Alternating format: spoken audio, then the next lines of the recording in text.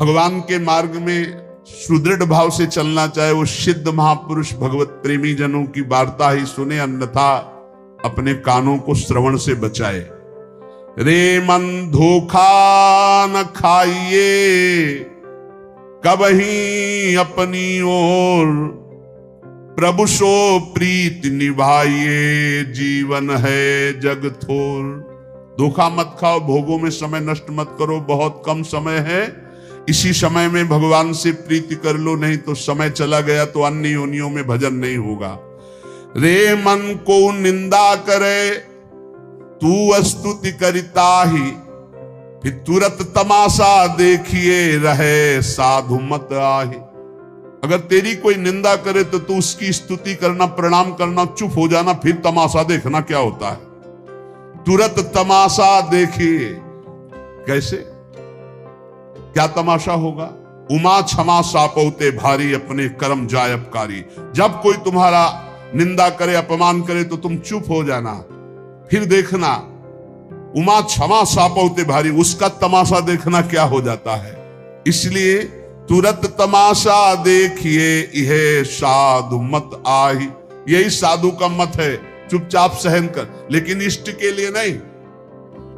हमें गाली दो तो चलेगा, हमारे धर्म, हमारे राष्ट्र, हमारे इष्ट के विषय में फिर ये नपुंसकता होगी कि अपने इष्ट की निंदा, अपने गुरु की निंदा, अपने प्रभु की निंदा, अपने राष्ट्र की अवहेलना, धर्माचरण देखकर हम मौन रहे कि नहीं हम साधु हैं, हमें सहन, हमें गाली दोगे, हमें मारोगे, सह लेंगे, लेकिन हमारे इष्ट के प्रति, हमारे गुरु के प्रति, हमारे धर्म के प्रति बोलोगे तो प्राण न्यौछावर कर देंगे, तुम्हें बोलने लायक नहीं रखेंगे।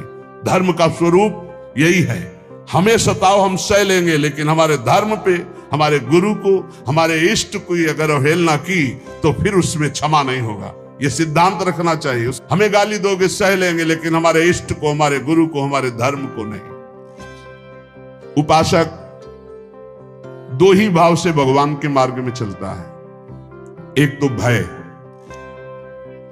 भय से भयभीत होकर भगवान के मार्ग, जो सभीत आवा सरनाही, रखियो ताई प्राण की नाई। और दूसरा किसी महापुरुष के आश्रय से अभय होकर चल देना, वो महापुरुष के आश्रय से होगा। पहला है विचारों के द्वारा भयभीत हो जाना और भगवान की शरण में हो जाना। जैसे महाराज शुद्धोधन के एकमात्र पुत्र थे सिद्धार्थ, जो महात्मा बुद्ध के नाम से कहे गए, बहुत विवेकवान थे। इनके विवेक को देख करके राजा शुद्धोधन ने अपने पूरे मंत्रिमंडल में आदेश कर दिया था, कभी भी इनको वृद्ध न दिखाया जाए, रोगी न दिखाया जाए, कुरूप न दिखाया जाए और मृत शरीर न दिखाया जाए। ऐसी जगह इनको बचा लिया जाए, ये देख ना पावे। बहुत विवेकवान थे। तो ये देख करके शुद्धोधन जी ने कि कितने सिद्धार्थ विवेकवान है, अगर इसने रोगी को देखा, वृद्ध को देखा, मृत को देखा, कुरूप को देखा, तो पता नहीं क्या निर्णय कर लेगा। इसलिए 4 बातों के लिए राज मंत्रिमंडल में निषेध किया गया था। कभी भी युवराज को वृद्ध, रोगी, कुरूप या मृतक न दिखाया जाए। अगर कभी ऐसा हो तो इनको घेर लिया जाए और वो देख ना पाए। लेकिन भगवान के विधान पर राजा का विधान थोड़ी चलता है। एक दिन उन्होंने पिता से आज्ञा ली कि मुझे नगर अपना देखना है। आज्ञा कर दी, पर उनके मित्र और साथियों को कहा हमारी 4 बातें याद रखना, रोगी, कुरूप या वृद्ध या मृतक हमारे राजकुमार की दृष्टि में नहीं पड़ना चाहिए। नगर देखते हुए जा रहे थे कि उन्होंने देखा झुकी कमर, जर्जर दे, लाठी टेकता हुआ एक वृद्ध जा रहा है। तुरंत उन्होंने घेर लिया कि ना देख। उनका रुको, ये क्या है? उनका ये हमारा आपका जैसा शरीरधारी मनुष्य, ऐसा मनुष्य होता है। धीरे धीरे लाठी टेक, ये कैसा है? बोले ये जो आपकी अवस्था है, इसके बाद जो अधेड़ अवस्था थी, फिर ये वृद्धावस्था थी, मतलब मेरे शरीर की भी यही अवस्था होगी।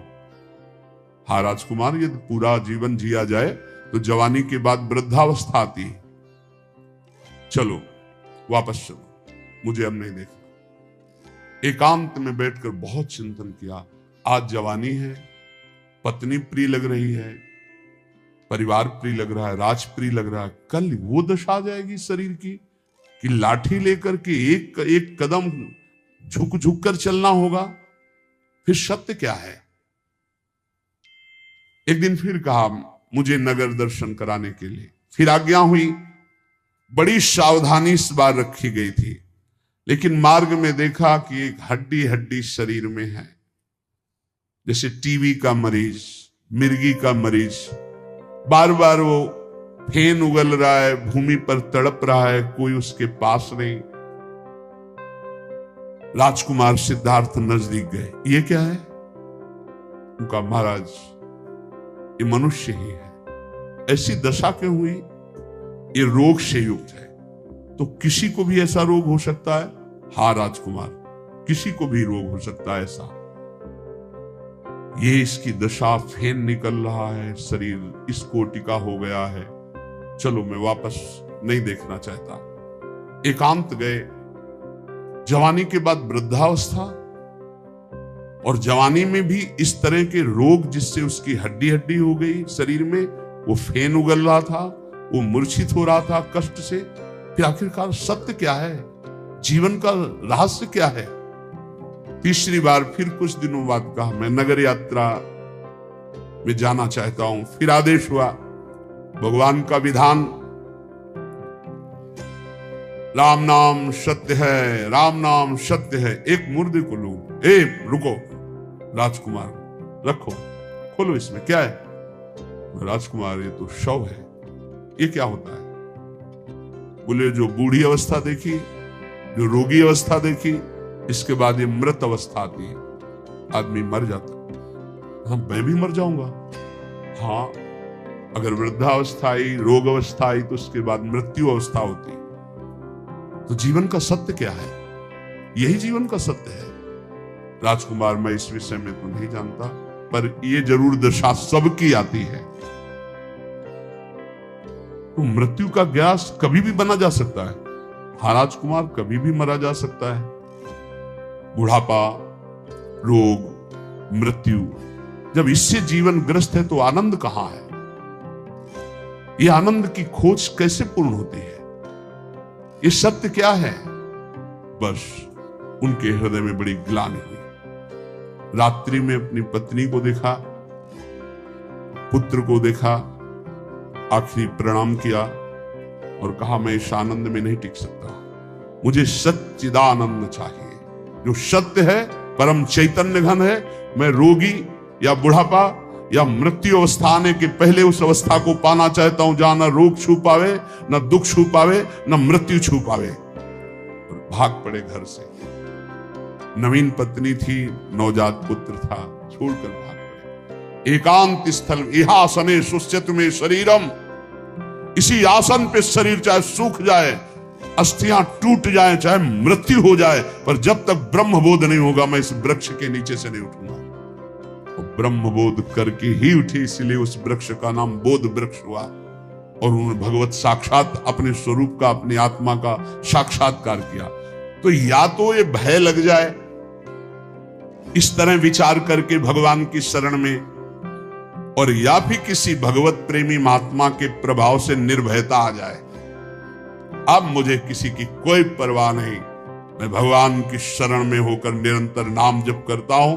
निर्भयता के आनंद में आत्मस्वरूप का बोध, या भयभीत होकर भगवान के भजन से उस निर्भय पद की प्राप्ति। दो में कोई एक तो हो, यहां बीच में है, ना तो पूर्ण भयभीत है और ना पूर्ण निर्भय है। इसीलिए संसार के राग में रमे हुए हैं। संत जन कहते हैं एक को स्वीकार करो, या तो भगवान के भक्तों का आश्रय लेकर निर्भय पद, और या भयभीत होकर भगवान की शरण में हो जाओ और अपने स्वरूप का बोध प्राप्त करो। उपासक, जब तक शरीर तुम्हारा स्वस्थ रहे तब तक किसी दूसरे शरीर से अपने शरीर की सेवा मत लो, नहीं तो भगवत प्राप्ति में बाधा पड़ जाएगी। ध्यान दीजिए, बहुत काम की बात है। ए जरा पानी लाना, नहीं, अगर उठ करके लाने लायक हो तो स्वयं लीजिए, किसी से पानी मत मांगिए। ये अमुक काम करो, बिल्कुल नहीं। अगर ऐसा करते हो तो यहाँ संत महापुरुष निषेध करते हैं। जो दूसरों से अपनी सेवा कराता है, शरीर स्वस्थ होते हुए अपने शरीर की आराम व्यवस्था चाहता है, वो नरक भले प्राप्त कर ले, ब्रह्मबोध तो नहीं प्राप्त कर सकता, ना भजन कर सकता है। नियम लो, जब तक शरीर स्वस्थ है किसी से पानी की भी चाह मत करो। अपना कपड़ा लत्ता, अपनी कार्य व्यवस्था, अपनी दिनचर्या अपने हाथ से होनी चाहिए, किसी का भी सहयोग नहीं। और ऐसा था इसलिए कह रहा हूं कि अब तो भगवत सहारे है, किडनी खराब है तो जैसे प्रभु रखे, नहीं तो भिक्षावृत्ति और अपने दिनचर्या में अन्य संत भगवान की सेवा करना, लेकिन अपनी कभी किसी से सेवा किसी भी तरह की न कराना। अगर पानी भी लाना तो स्वयं लाते थे। अपनी श्री जी की सेवा, अपना कार्य स्वयं करे। पहला ये नियम है भगवत प्राप्ति का, शुद्ध ज्ञान प्राप्ति का। जब तक शरीर स्वस्थ हो तो अपनी किसी भी तरह की कोई सेवा स्वीकार न करे किसी से। दूसरा, किसी भी संसारिक मनुष्य से राग नहीं होना चाहिए। अगर संसारिक मनुष्य से राग करोगे तो अपने शरीर का देहाभिमान पुष्ट रहेगा, जिससे पंच तत्वों में तुम्हारी प्रीता रहेगी, फिर जन्म मरण बना रहेगा। तीसरा, ये शरीरासक्ति ही तुम्हारे जन्म का कारण है, इसलिए इस संसार में जन्म मृत्यु के चक्कर को काटने के लिए शरीर आसक्ति का नाश करो। खान पान, भोग विलास, प्रीता, प्रणाम, नमस्कार, ये सब शरीर आसक्ति को पुष्ट करते हैं, इनसे बचो। उचित भोजन, उचित जलपान, एकांत सेवन, श्री जी की सेवा, असंगता अपने शरीर से। असंगता अपने, हर समय शरीर का चिंतन होता रहता है, ध्यान से देख लो। इसी के चिंतन को बदलकर प्रभु के चिंतन में जो निरंतर कर देता है वो भगवत प्राप्त हो जाता है। चौथा, मन और चित्त की वृत्तियां संसार में दो ही तरह से जाती है, एक रागात्मक, एक द्वेषात्मक। जो राग द्वेष से संसार का चिंतन करता रहता है वो अज्ञानी है और दुर्गति का पात्र बनता है। इसलिए राग द्वेष का त्याग करके निरंतर सब में भगवत भाव रखते हुए खूब भजन परायण रहे। चौथा, संसार के बंधे हुए पुरुष के लक्षण। तुम जीवन मुक्त हो गए हो, इसके आगे लक्षण है। तुम जीवन बंधन युक्त है, इसका लक्षण। कैसे जानोगे तुम जीवन मुक्त हो चुके हो, और कैसे जानोगे तुम बंधे हुए हो? पहला, जो भूख से पीड़ित होकर उसको सह न पाए और व्याकुल हो जाए। दूसरा, जो प्यास से पीड़ित होकर उसे सह न पाए और व्याकुल हो जाए। तीसरा, जो बीमारी से पीड़ित होकर व्याकुल हो जाए और भजन छूट जाए। चौथा, जो बुढ़ापा अवस्था से युक्त होने का अंदर डर बैठ जाए और सोचे कि मैं ऐसा भजन करूं कि मैं कभी बूढ़ा ही ना हूं या कभी रोगी ही ना हूं। भजन का प्रयोग शरीर सुख के लिए करने लगना। राग, द्वेष, मोह, निद्रा में सुख, भयानक चिंताएं, भय, खेद, स्वेद, विस्मय, शोक, मंद, अरति, वो जन्म मरण चक्र को प्राप्त होने वाले बंधन से युक्त पुरुष का ये लक्षण है। ये लक्षण है। जो भूख, प्यास, बीमारी, बुढ़ापा, राग, द्वेष, मोह, निद्रा, चिंता, भय, खेद, स्वेद, विस्मय, शोक, मंद, अरति, जन्म मरण, यह है बंधन युक्त पुरुष का लक्षण। जो बंधन रहित होता है वो भूख से कभी व्याकुल नहीं होता, प्यास से कभी व्याकुल नहीं होता, वो बीमारी से कभी व्याकुल नहीं होता, बुढ़ापे का कोई भय नहीं होता, किसी से राग द्वेष नहीं होता, ना अपने शरीर से मोह, ना किसी के शरीर से मोह, ना किसी तरह की नींद आदि का सुख होता है। नींद में सुख है उसी को मिलता है जो बंधा हुआ पुरुष है। नींद ही नहीं होती ही नहीं। आगे चलकर तमोगुण खत्म हो जाता, नींद ही नहीं होती। जितनी देर पड़े रहो मंत्राकार वृत्ति, समय आया उठो चल दो। चिंता, किस बात की चिंता? जब भगवान हमारे रक्षक हैं, भरण पोषण करने वाले हैं। खेद, किस बात का खेद? जब करता ही नहीं बचा तो खेद किस बात का? स्वेद, किसी भी तरह की परेशानी नहीं, किसी भी तरह का कोई विकार नहीं, कोई आश्चर्य नहीं, कोई शोक नहीं, बुद्धि मंद नहीं, कोई दुख नहीं, न जन्म न मरण। ये होते जीवन मुक्त महापुरुष के लक्षण। क्षमा, आर्दव, सत्य, शौच, संयम, तपस्या, त्याग, अकिंचनता, शुद्ध ब्रह्मचर्य, ये जीवन मुक्त महापुरुष के लक्षण होते हैं। उसमें स्वाभाविक की स्थिति आ जाती है। गुरुदेव कहते हैं कि चेत जा, दोषों का त्याग करके तू जीवन मुक्त बन। जैसे घीव दूध में रमी रहा व्यापक सब ही ठोर, दादू बकता बहुत है मथ काढ़े ते और। जैसे दूध में घी है पर वो प्रक्रिया से निकलेगा, ऐसे नहीं निकलेगा। ऐसे ही कोई गुरु कृपा पात्र, तर्क करना तो लोगों को बहुत आता है। सत्संग में एक बार कहा था कि जब आपको भगवत प्राप्ति होगी तो किसी के प्रमाण की जरूरत नहीं पड़ेगी, आपका हृदय बता देगा। किसी ने प्रश्न किया, सुखदेव जी को तो प्रमाण की जरूरत पड़ी, वो जनक जी के पास गए, वो आपने तो कहा प्रमाण की जरूरत नहीं, तो सुखदेव जी ने गुरु बनाया था क्या किसी को? अभी तो पैदा ही हुए थे, नार व्यवहार के सहित चले थे, और जब अपने स्वरूप का बोध हुआ तो प्रमाण कौन दे कि यही ब्रह्म तत्व है? लेकिन यहां तो प्रारंभ ही गुरु कृपा से होता है। यहां गुरु कृपा से ही प्रारंभ होता है, बिना गुरु कृपा के कोई साधन ही नहीं चलता। ऐसे कोई आज तक बताओ प्रमाण कि जो जन्म लिया हो, जिसका नाल छेदन ना हुआ हो, ब्रह्मबोध संपन्न महापुरुष हो और घर बार त्याग कर चल दिया हो? अरे सुखदेव जी, सब सुखदेव जी है उदाहरण। बहुत चालबाज, बहुत बुद्धि चलती है। बोले आपने कहा था कि ब्रह्मबोध महापुरुष को प्रमाण की जरूरत नहीं होती, सुखदेव जी को तो प्रमाण की जरूरत हुई। सुखदेव जी कोई साधक है? सुखदेव जी ने गुरु बनाया था किसी को? नार व्यवहार सहित ऐसे चल दिए। यम प्रव्रजंतम अनुपेतम अपेत कृत्यम द्वि पायनो विरह कातर आजुहाव।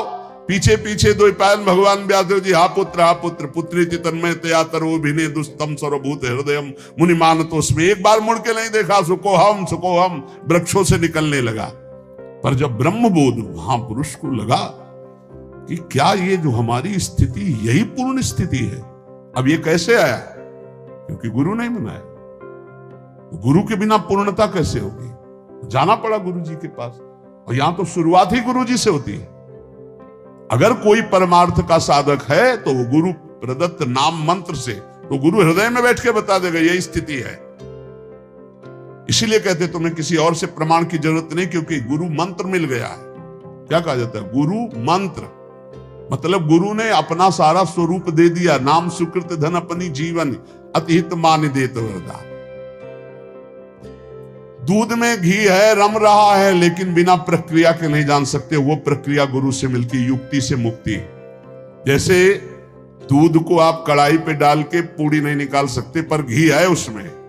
पर जब उसे दही जमाते हैं, मंथन करते हैं, मक्खन निकालते हैं, फिर उसे तपाते हैं, तब जाकर घी बनता है। ऐसे ही परमात्मा सबके हृदय में है, पर कोई गुरु कृपा पात्र युक्ति जानता है गुरुदेव से, और वो विचार के मंथन के द्वारा ज्ञानाग्नि को प्रज्वलित करके साफ कर्म संस्कार भस्म करके परमात्मा को प्रकाशित कर लेता है। दादू मन ही सोमल उपजय, मन ही सोमल धोई। सीख चले गुरु साध की, तो मन निर्मल होई। अगर मन मनमानी किया जाए तो मलिन हो जाता है, और यदि साधु गुरु की आज्ञा में चला जाए तो मन निर्मल हो जाता है। मलिन मन बंधन कारक, और निर्मल मन भगवत प्राप्ति कराने वाला। इसलिए राम जपे रुचि साधु को, साधु जपे रुचि राम। दादू दोनों एक टक, यह आरंभ यह काम। जो नाम जप करता है, जैसे हम बोले राधा, तो किशोरी जी भी हमारे का स्मरण करते हैं।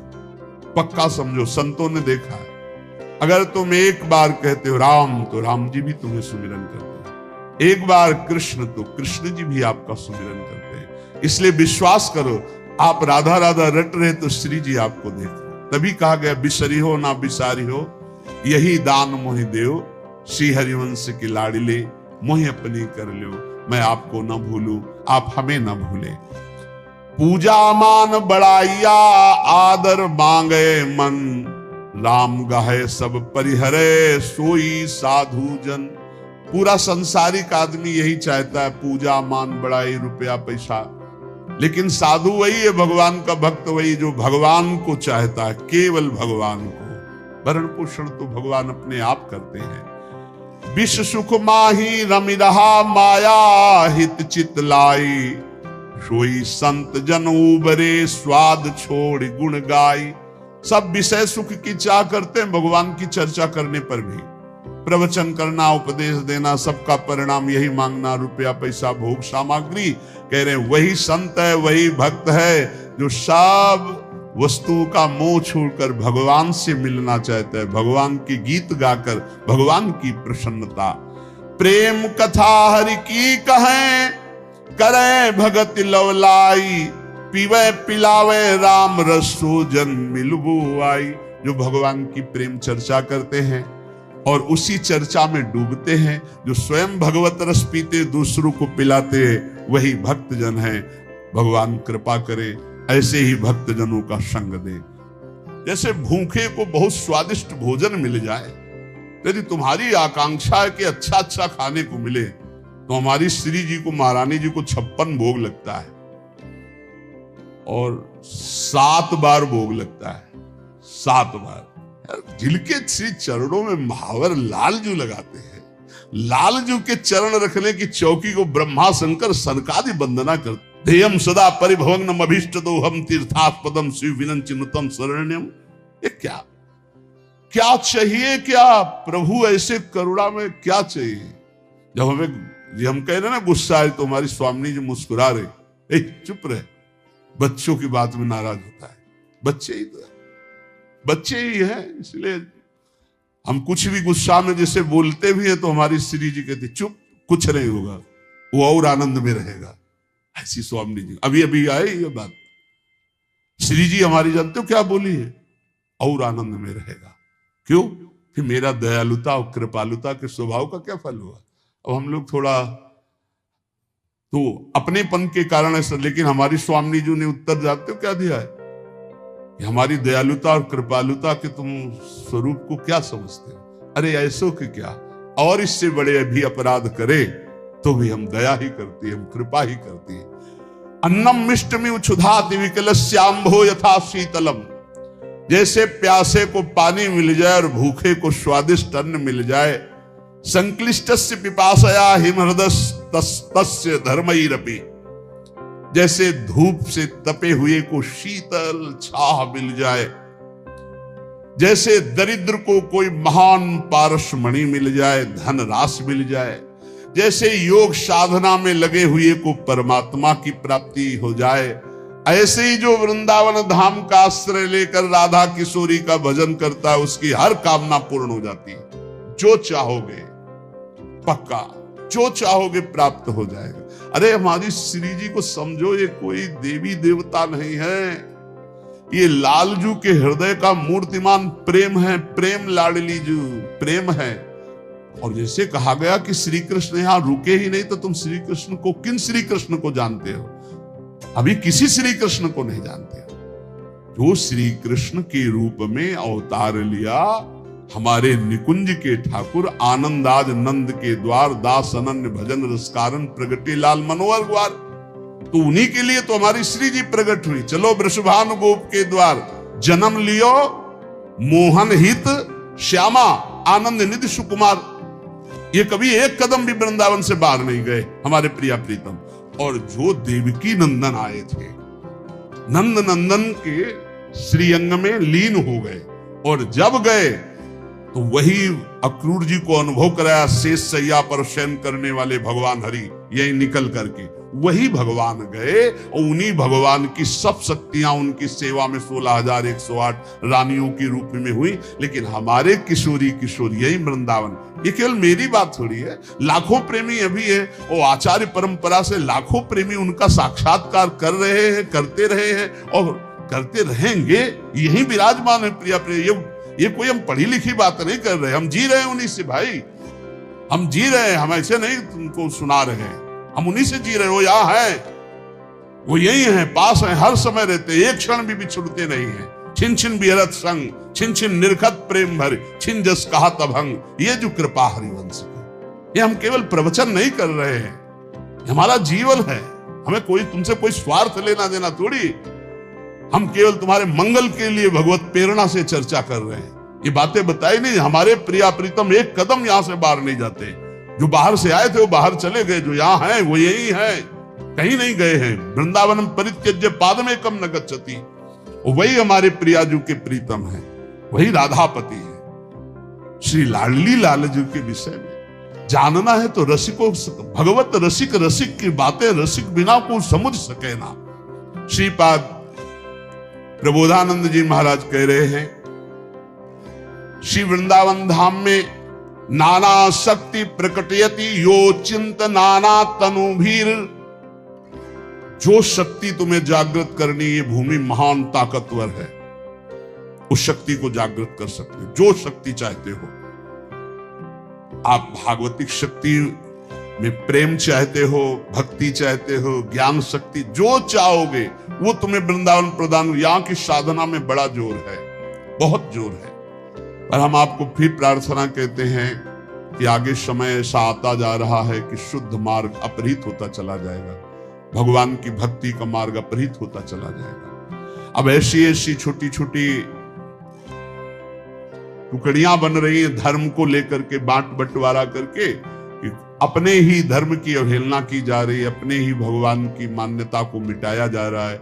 बहुत से तो ऐसे अपवित्र हृदय के हैं कि भगवान के स्वरूप को, भगवान के अवतार को, भगवान की लीलाओं को ही नहीं मान रहे।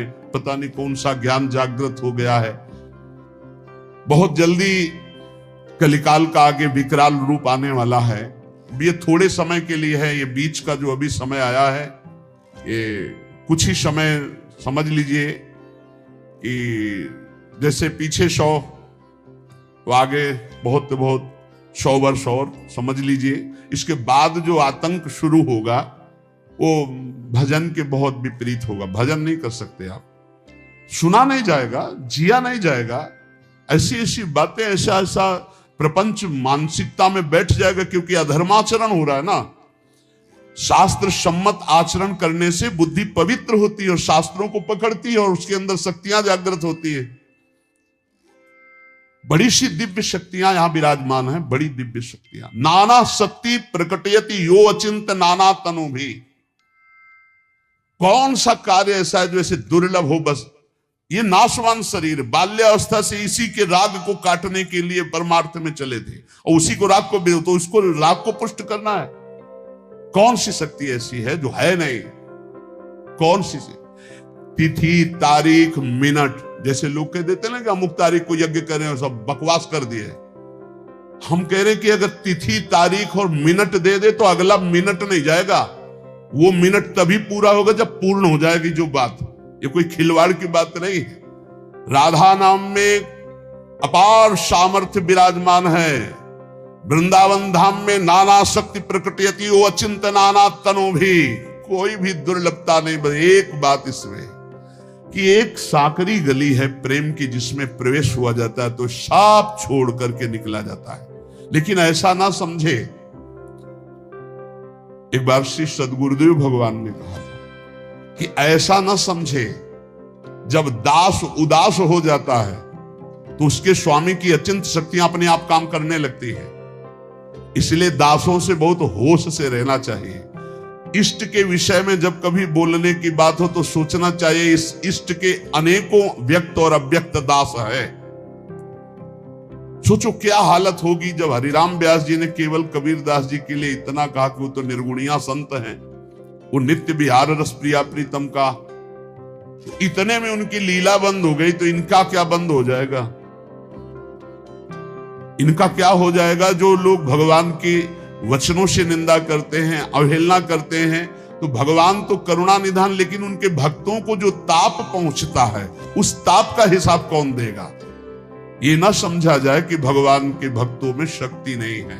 अनंत शक्ति संपन्न भगवान का दासत्व स्वीकार किए, पर वो एक मार्ग है जहां एक शर्त रखी गई है। किसी भी शक्ति का प्रयोग, किसी भी सिद्धि का प्रयोग किया तो इस मार्ग से हट जाओगे। इसलिए चुप, पिट भले जाएं, गाली भले खा ले, सब कुछ सह करके वो सीधे प्रभु की प्राप्ति के मार्ग में चलते हैं। नहीं तो श्रीपाद कह रहे नाना शक्ति प्रकटयति यो अचिंत नाना तनु भी। एक साथ अनेक रूप धारण करने की सामर्थ्य होती है भगवत भक्त में। एक ही समय में अनेक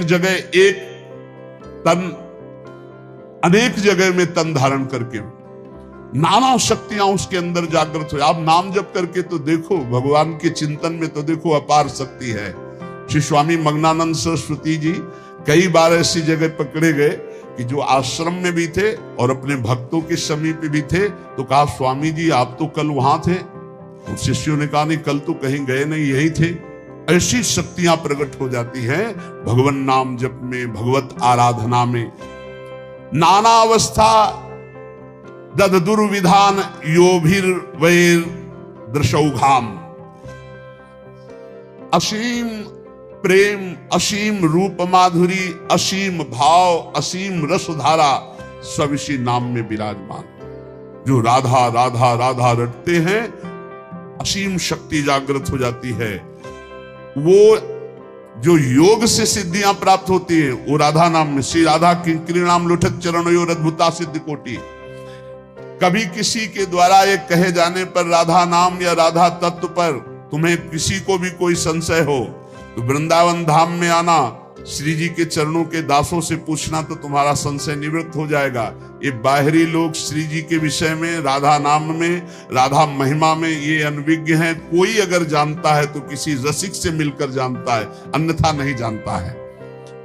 अंके पंके रुहुवर मुखिम नित्यमेवं स्फुरन्ति प्रेमार्दात्मा पुलिक तनुर्लालयन् हृष्ट रोमा कुर्वन् कांचिन्नव नवरतिं भिक्षुतुं चित्रगोष्ठीं वृंदारण्यं व्रतति निलये भाति राधा विलासी।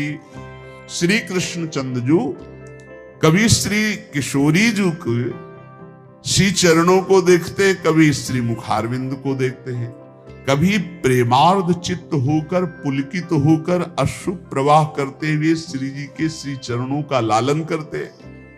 देखो कैसी हमारी श्री जी, कभी अपनी गोद में विराजमान करके हृदय से लगाकर अश्रुओं से श्री जी को अभिषिक्त करते हैं। ऐसे राधाशक्त, ऐसे राधाधीन, ऐसे राधा विलासी श्री श्याम सुंदर का जो वृंदावन की लता गृह में विराजमान है, हम आराधना करते हैं। राधा आराधन तत्पर श्री लालजू की, श्री राधा आधीन श्री लालजू की हम आराधना करते, जो हमारी श्री जी के प्रेम में अश्रु बहाते हुए उनके चरणों का लालन करते हैं और अपने गोद रूपी आसन पर विराजमान करके अश्रुओं से अभिषिक्त करते हैं। संत वाणी, भगवत प्रेमी महात्माओं के वचनों के श्रवण से भगवत विरोधी भावों का नाश हो जाता है। मनुष्य जीवन का एकमात्र लक्ष्य प्रभु की प्राप्ति, उसका उपाय स्मृति, अखंड स्मृति। सब कुछ भूल जाएं, एकमात्र प्रभु का चिंतन करें। इसलिए सबसे प्रार्थना है, ऐसे लोगों से ना मिला जाए जिनसे हमारी भक्ति क्षीण हो, ऐसे प्रवचन न सुने जाए जो हमारी भक्ति, हमारी आस्तिकता की जड़ों को काट दे, और बहुत सावधानी पूर्वक सत्संग किया जाए। तस्मात् शास्त्रम प्रमाणम, शास्त्र प्रमाणित सत्संग सुना जाए, नाम जप किया जाए। और जहां धर्म विरुद्ध वार्ता हो वहां जाओ मती, जहां भगवत विरुद्ध वार्ता हो वहां से उठ के चल दो। ऐसे लोगों से हमारा कल्याण नहीं होना, जिनको कोई भगवान से मतलब नहीं है, कोई भक्ति से मतलब नहीं, केवल रुपया पैसा दिखावा संसारिक, इससे लाभ नहीं होना। भक्ति का रंग नहीं आने वाला। मनोरंजन भले खड़े होकर के कर लो प्रश्न उत्तर, लेकिन आनंद की अनुभूति नहीं होने वाली। बहुत कम समय है, मनोरंजन में नष्ट नहीं करना। एक एक क्षण नाम जप करते हुए